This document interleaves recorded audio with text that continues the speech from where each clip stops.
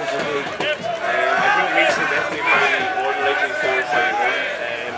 You have Stewie in the centre instead of 10. You're playing with Andy Russell. Peter White, who's a local guy, he's a signing from New City. Alan Carey. He was subject to around. Swings the ball right here. Driven on by the right foot back. That was actually no chance for extra Dukes. Taken up by Anthony Russell. Played down on the left hand side. And Willie John Kelly, first chance for him. On the ball. Chance for goal, and a goal! A very soft goal at that. And Willie John Kelly was able in the first minute of the game for Waterford United. So John, not the start of extra Dukes you're looking for. No, I was just about to say, Alan, the first 2 balls we went through, we actually half it was Stuart Lawler, straight in the ball went down, and then another kick for Waterford United, very influential. Gary Dunphy, 16, who scored the winner last, or the goal against Fingal, and Paul Paddy. So Johnny O'Connor goes up, wins the ball, but it breaks to Waterford United again. A good ball down through the centre of the park, but no one there from Waterford. McCartney was closest, but Paddy Holden, he didn't get a touch on that, and he's in a bit of difficulty down there now. Has to get back into his own area, does so, and hassled and harried by Kevin Walters, but he manages to gain control of the ball. But he's a good player, wholehearted. And back to Waterford again. Certainly no flow to it. Waterford content to enjoy this 1-0 lead and to push forward for another one. A good flick on there by McCartney, shepherded by Stuart Lawler. But again, it was nearly trouble for Wexford Youth. Get a second one before half time and really put the kibosh in the Youth's hopes of a good result here tonight. But can the Youths clear this one? They're certainly about to make a change, and they've brought a number of men forward. They've only got number 23 Seamus Long back in the halfway line. Waterford United about to take this free kick, driven hard and safely back into the hands there. I'm just trying to look out who got the touch in the head there for Waterford United. I think it was Kevin Walters, number 11, a little flick on, but Peggy holding on very well. Right? Well, the two of them stand over the ball. The ball driven in high, driven in, and thankfully a relieving clearance there. It looked like Shane Dempsey got that one out, and Alan Carey has switched across to the left hand side of the park. Actually, Paul Murphy is here with me as well. Paul, still on the injury list. I fancy you'd love to be out there with the lads tonight and try and get back into that game. I'd love to, yeah. I mean, obviously first game of the season, especially at home, is always a nice one, and even better against Waterford. Like, I mean, it's a horrible night for tonight. Like, but hopefully, it looks like the rain is starting to dry off, so it might be a bit improvement in the second half. If you were fitted for that other young roster, Gary Sheehan, and you guys at this time, would you have played 2 up front? Do you think you would have always gone with the 1 man? I don't know. I mean, at times, I mean, the way they're set up tonight, he's doing a 4-2-3-1. Kind of for the wingers to kind of stay close to Gavin and Connor to play off Gavin as well. Like, it's kind of hard to make. He likes to play 4-5-1 or the 4-2-3-1 as he's doing tonight.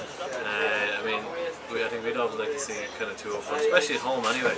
Against we always like playing 2 up front at home, and sort of like the lesser teams away. To try and just go at a team, because we haven't done that even all last season. So it'd be nice just to get at a team at home and really put pressure on them.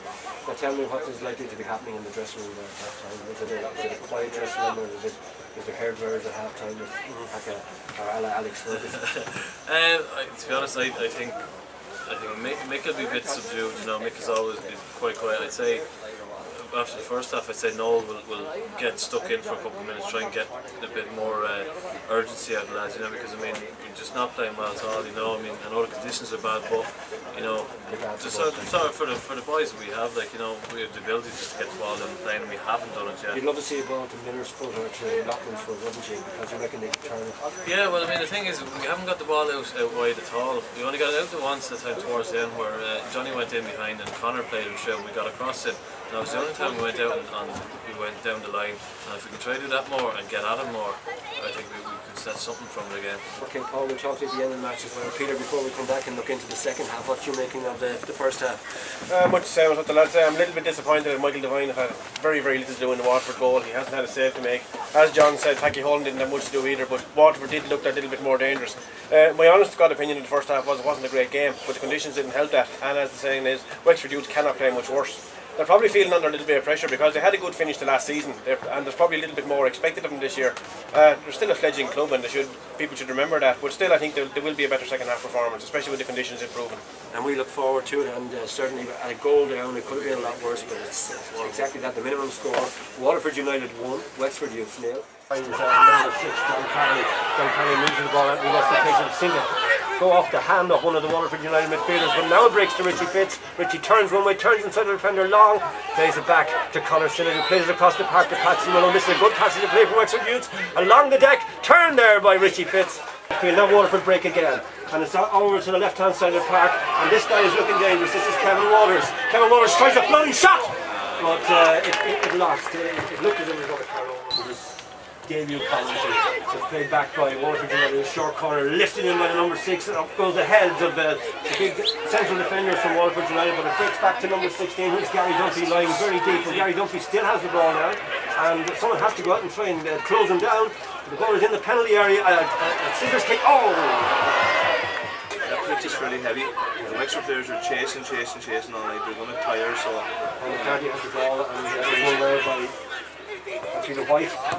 Waterford United really dominant at the moment after being put on the back foot a little bit. A great ball by Waters, and it went across the penalty area. It was cleared by Patsy Malone, and it's back to Long again. Hits it along the ground. Now Willie John with a chance here to get a second one with great relieving clearance from... oh, and off the crossbar! Off the crossbar from Willie John, nearly a second. Up a little more, John, isn't it? And it's out to Waters, who looks very dangerous on the left peg, and McCarthy behind him is helping him too. Waters cuts into the middle. And it's played out to number 16 by Gary Dunphy, who's been quiet in the second half. Clearly caught out there. And now it's Wexford Youths in the attack. Schumacher, and a chance for Locken to run at the defence. That was a late call. No way. Hard to see here, hard to see. Oh, that was a very late call by the linesman, but the Youths were in there. Yeah, I don't want to, but I think the camera manager said it was just offside, so... Yeah. But the camera never lies. It's great, we have the advantage of replays tonight. Yeah, the advantage of replays. Obviously, Sean. Looked like sure on by Peter White, but there's a speculative shot for him. Go on, There's a great ball across from Gavin Doyle to run on to. There has to be a penalty. There has to be a penalty. That looked like a penalty. Carney gets it back, a good passage of play by Waterford United. They're on the break. It's McCarthy looking in and watching Youths go. McCarthy with a chance, a shot. He stuffs it and wins the ball well. Gavin Doyle has it. It's been Gavin Doyle. No, it's actually Marty Kenny. This is obviously the last chance, and it's in the scoring position for Conor Sinnott. Well, I won't know. He'll get into the box and whip it in, and hopefully we can get a knock on, a flick on, or even an OG will take it this stage. It's one of the first real touches for Marty Kenny. I mean, this is a great opportunity to get a good in the end, and hopefully someone can get on the end of it. So we've floated it. It's possibly the last kick of the game here. And Wexford Youths get a point out of this whole fixture against Waterford United. Conor Sinnott over the ball, floats the ball in. Oh, that was a golden opportunity. And the referee full time. Could have been a 1-on draw right in the end, and Patsy Malone threw himself at it, and I can't remember.